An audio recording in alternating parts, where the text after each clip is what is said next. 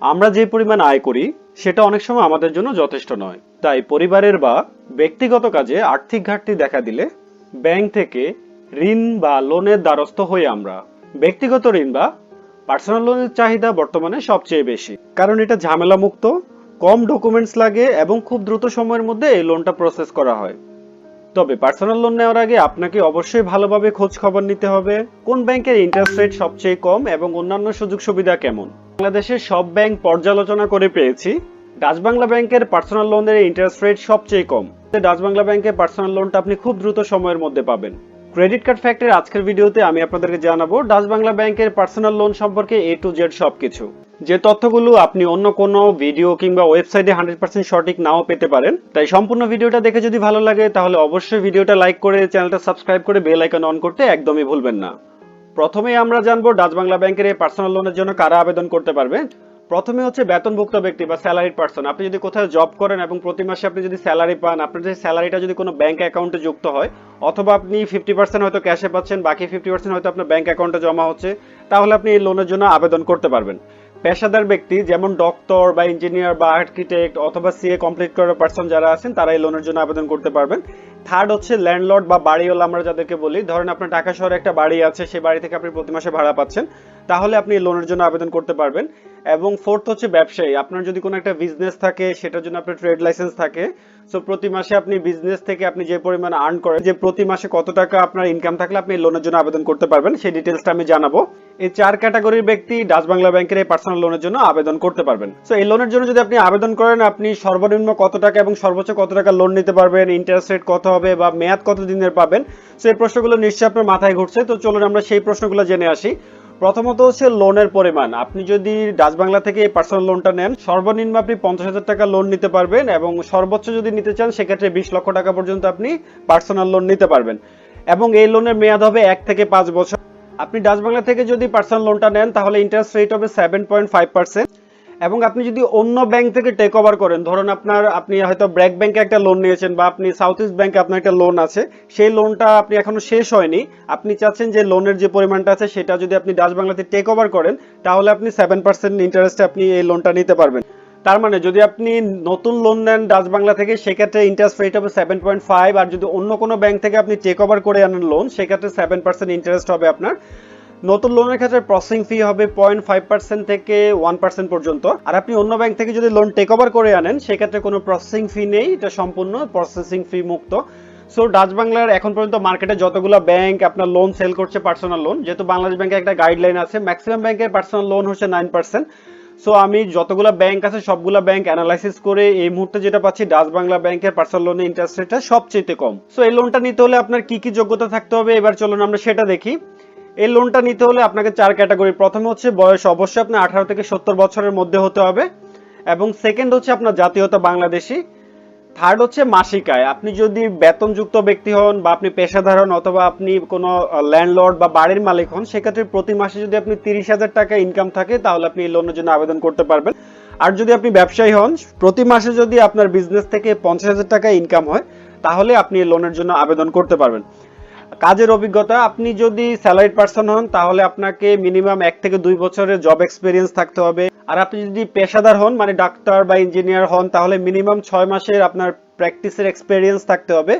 আর যদি আপনি বাড়িওয়ালা হন তাহলে কোনো এক্সপিরিয়েন্সের দরকার নেই। আর যদি বিজনেসম্যান হন তাহলে অবশ্যই আপনার ব্যবসা প্রতিষ্ঠানের বয়স 2 বছর হতে হবে, তাহলে আপনি এই লোনের জন্য আবেদন করতে পারবেন। এখন আসি আপনি কত টাকা লোন নিলে আপনার কিস্তি কত টাকা আসবে বা টোটাল ইন্টারেস্ট আপনাকে কত দিতে হবে সেটা একটু দেখি।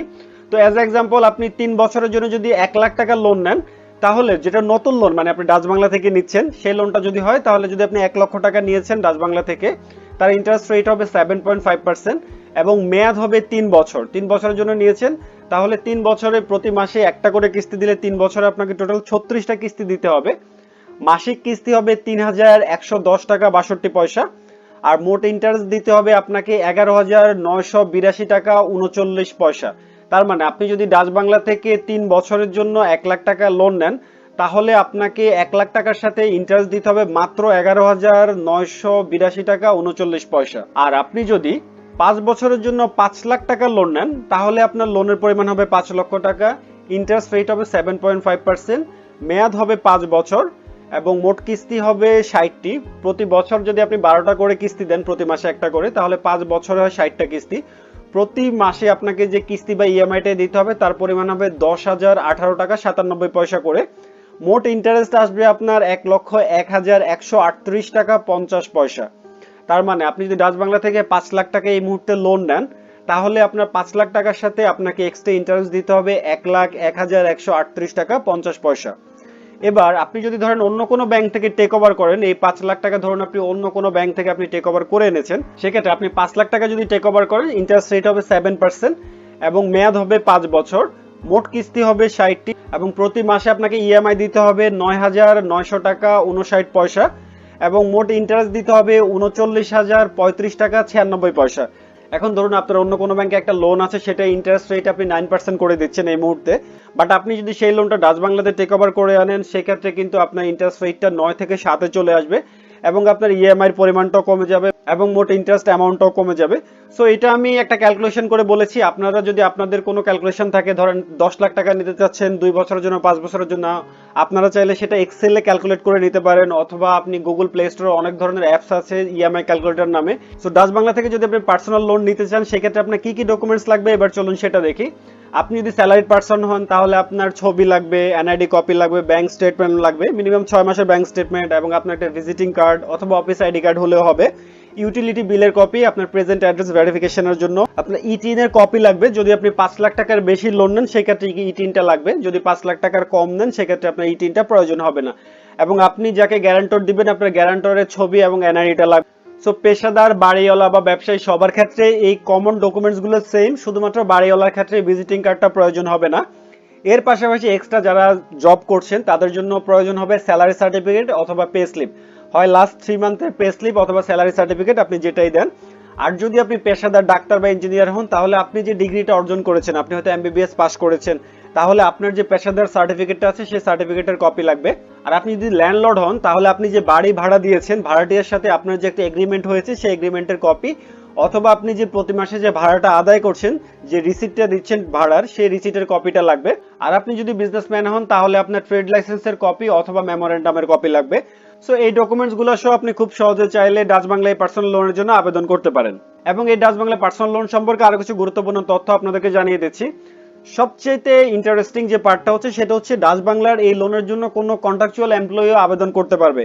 এবং অনেকে আছে বিভিন্ন ব্যাংকে জব করে বা বিভিন্ন প্রতিষ্ঠানে জব করে, যারা হয়তো পার্মানেন্ট এমপ্লয়ি না। তার আগে এতদিন পর্যন্ত যারা ছিল পার্মানেন্ট না হলে আপনি কোনো ব্যাংক থেকে লোন বা ক্রেডিট কার্ডের জন্য অ্যাপ্লাই করতে পারতেন, বা অ্যাপ্লাই করলেও সেটা ডিক্লাইন হতো। কিন্তু ডাচ বাংলার এই পার্সোনাল লোনের জন্য কোনো কন্ট্রাকচুয়াল এমপ্লয়িও চাইলে আবেদন করতে পারবে এবং তিনি এই লোনটা নিতে পারবে। এবং এই লোনটা আপনি যে কোনো সময় চাইলে আংশিক বা ফুল আর্লি সেটেলমেন্ট করতে পারেন। সো বিষয়টা একটু বুঝিয়ে বলি। ধরুন আপনি 5 লাখ টাকা লোন নিয়েছেন 5 বছরের জন্য, কিন্তু 1 বছর পরে হয়তো আপনার হাতে কোনো একটা সোর্স থেকে টাকা চলে এসেছে, আপনি লোনটার কোনোভাবে কন্টিনিউ করতে চাচ্ছেন না, তখন আপনি চাইলে যদি আপনি ফুল টাকাটা দিয়ে আপনি ফুল আর্লি সেটেল করে নিতে পারবেন। অথবা আপনি যদি চান যে আমি তো 5 লাখ টাকা লোন নিয়েছি, আমি এখান থেকে 2 লাখ টাকা আর্লি সেটেল করতে চাই, আর 3 লাখ টাকা আমি হয়তো ইএমআই কন্টিনিউ করবো, সেক্ষেত্রে 2 লাখ টাকাও চাইলে আপনি আর্লি সেটেল করতে পারবেন এবং এটা আপনি যে কোনো সময় করতে পারেন।